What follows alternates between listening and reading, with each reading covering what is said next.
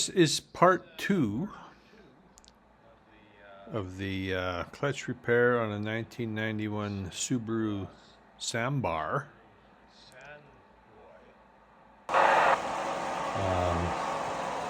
Basically, we're taking the motor out to replace the clutch that's blown up. So we got the motor out in the last episode. So now I'm going to try and separate the motor and then the transmission. So the first thing I had to do was to take this back motor mount, or whatever you want to call it.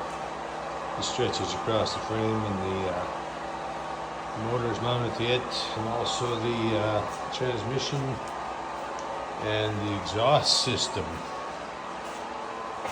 that's in pretty rough shape. I don't know if it'd be replacing that or not, but it's pretty rough.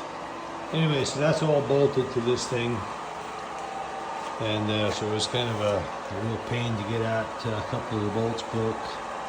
Nothing wanted to move, everything was seized, but we got her. So now I'm left with this. Basically, I think there's only 3 or 4 bolts holding the transmission on to the motor, and so we should be able to separate it and then get to the clutch and start taking it apart. So there's 3 main bolts on the transmission, one down here on the bottom, another one part way up,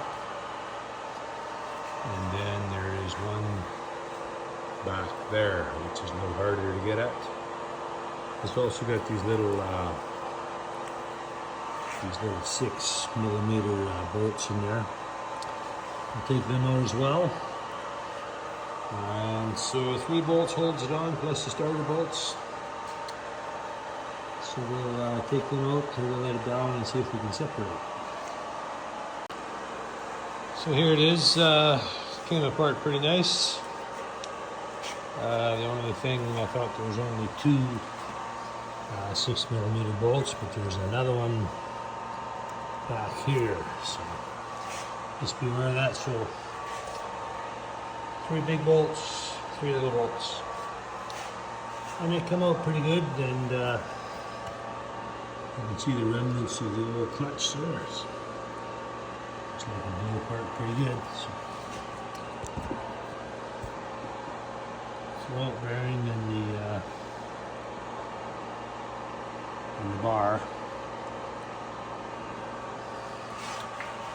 Okay, so we got the clutch half off.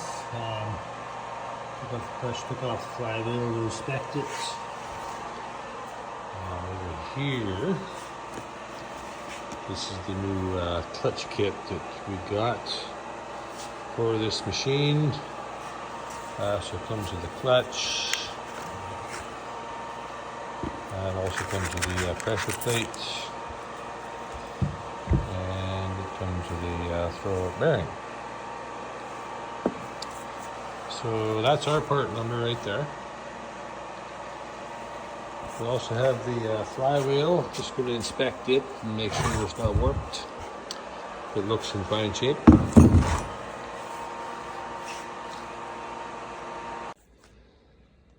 So I've moved the motor up onto a little table, just so that it's easier to get at. I tried to put this thing together on the floor and just wasn't happening. So we got the clutch and the pressure plate mounted. The only thing the kit did not come with was the pilot bearing, which was okay. It seemed to be fine. And also it didn't come with an alignment tool, which really sucked. But I made one.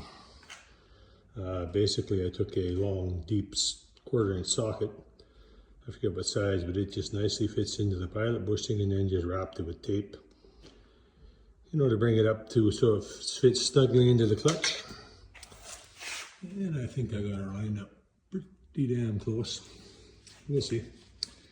And then I just got the transmission slung from the roof, and I should be able to just put the two together and it should go together like nothing, I hope. Okay, so that went very well. It went together very nicely.